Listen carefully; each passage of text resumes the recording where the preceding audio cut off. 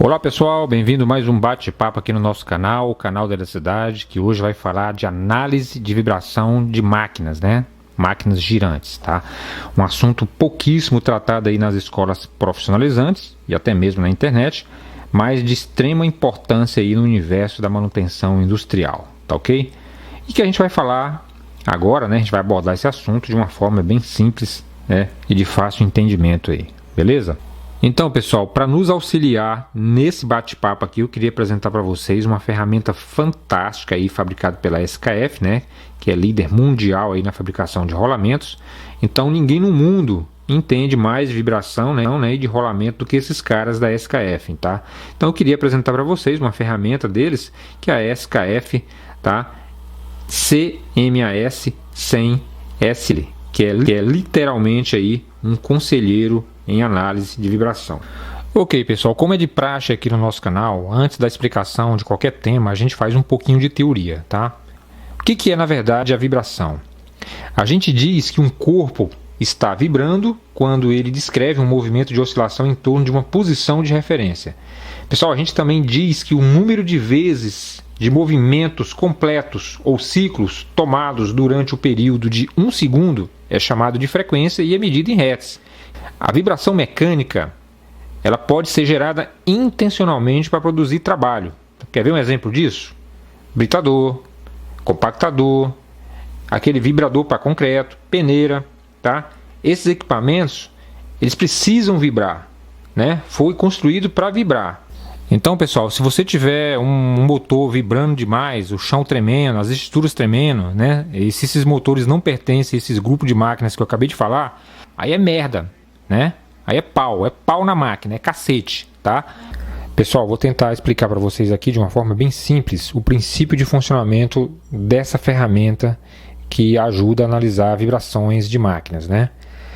Quando você usa uma ferramenta para analisar a vibração, o instrumento ele faz uma leitura de vibração de velocidade, né, que indica a condição geral da máquina.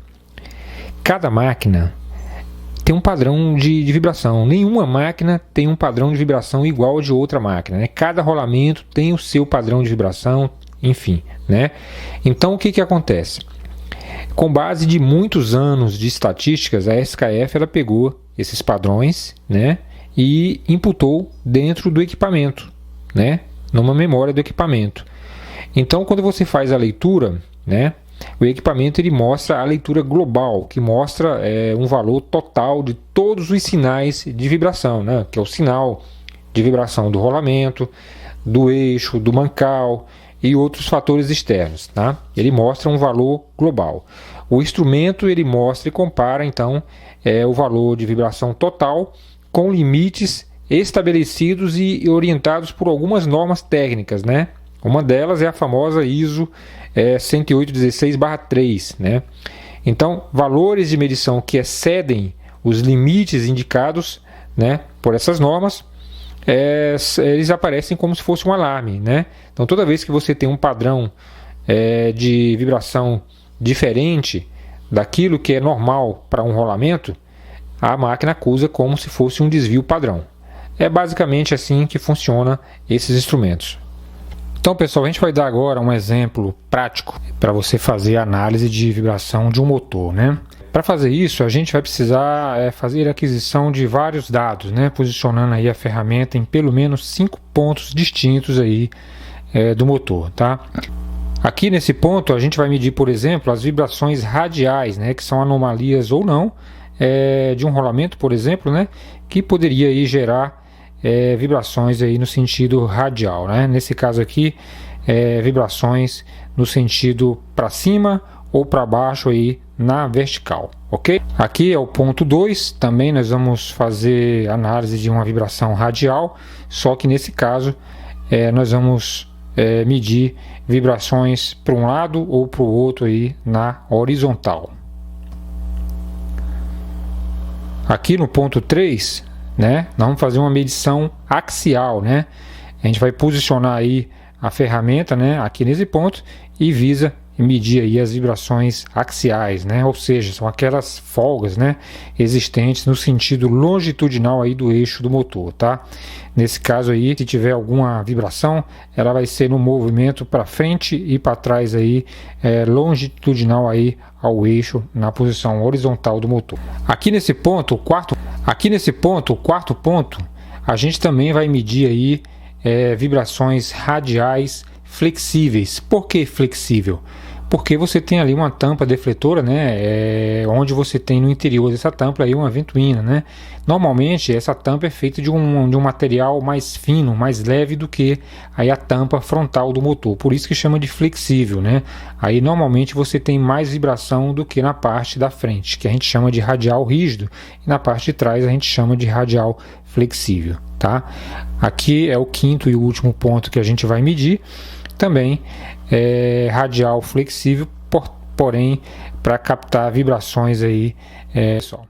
Então, pessoal, a informação que vai aparecer aí no display do equipamento, né, da ferramenta, ela pode ser dado tanto em milímetros por segundo, né, um valor RMS, né, que é um valor médio quadrático, ou então em polegadas por segundo, né, medidas de pico a pico, tá ok? Você tanto pode escolher um sistema em milímetros por segundo quanto em polegadas por segundo, beleza? Ok, pessoal, a gente está chegando aí ao final do nosso vídeo e para finalizar eu queria mostrar para vocês essa tabela e ensinar aqui como é que a gente faz a interpretação da tabela, tá? Observem que essa tabela, que foi extraída aí do ISO 10816-3, ela é dividida em duas partes, né? De um lado você tem uma classe de motores e de outro lado você tem outra classe de motores, tá?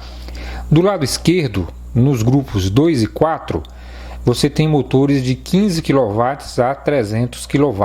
Se você converter isso aí para cavalos, dá aproximadamente de 20 cavalos a 400 cavalos, tá? E do lado direito você tem motores dos grupos 1 e 3, né? Que são motores de 300 kW a 50 MW. Quando você vai fazer a análise de vibração, você precisa configurar a ferramenta para o tipo de motor que você vai medir. Essa divisão da tabela existe porque quando você vai fazer a análise de vibração nos motores, você precisa dizer para a ferramenta, informar para a ferramenta qual é a categoria de motor que você está medindo. Se você, por acaso, pegar a ferramenta, né, colocar no motor e aparecer lá que está com velocidade de vibração de 0 a 1,4 milímetros por segundo, tá? Então, trata-se de um motor novo, um motor zerado, um motor ainda em fase de startup e comissionamento, tá? Se você encontrar valores entre 1.4 e 2.8 milímetros por segundo, né, é um motor normal, né, sem restrição de operação, né? É um motor que já foi amaciado e está normal para uso, liberado para uso. Isso aí é a vibração normal. Tá? Se você pegar motores com vibrações entre 2.8 e 4.5 milímetros por segundo, tá? Então já acendeu aí a luzinha do alarme, né? Você já tem que começar a restringir alguns tipos de operação, né? Você pode operar, porém com restrições. Cuidado, né? Já fica a lâmpada ligada lá, a lâmpada de alerta ligada para esse motor. E se você pegar de 4.5 em diante, né, até 11 ou mais milímetros por segundo, né, eu já peguei motores aí de 35 milímetros por segundo. O motor estava pulando, quebrando o piso, né, inacreditável, tá? E aí, nesse caso, é parada imediata, né? Qualquer dano aí pode ser provável, né? Se você rodar um motor com tamanha vibração, aí você tem que parar e fazer aí as correções necessárias, né, para evitar um prejuízo maior. Outra coisa que você não pode deixar de observar na tabela, né, a gente falou no decorrer do vídeo que o motor, a parte dianteira do motor, você faz medições, né, e você vai se basear aí pelas medições rígidas, né, e a parte de trás do motor é a flexível, né, conforme a gente já explicou lá no meio do vídeo. Então é isso, pessoal, espero que vocês tenham gostado do nosso bate-papo de hoje. A ferramenta que a gente mostrou aqui é a SKF MAS100SL. Uma ferramenta como essa custa entre 12 e 13 mil reais aí na praça, né? Não é barato realmente, tamanha é a tecnologia embarcada no equipamento, tá? Então é isso, espero que vocês tenham realmente gostado. A gente vai ficando por aqui, um abraço e até o nosso próximo bate-papo aqui no seu canal da Eletricidade.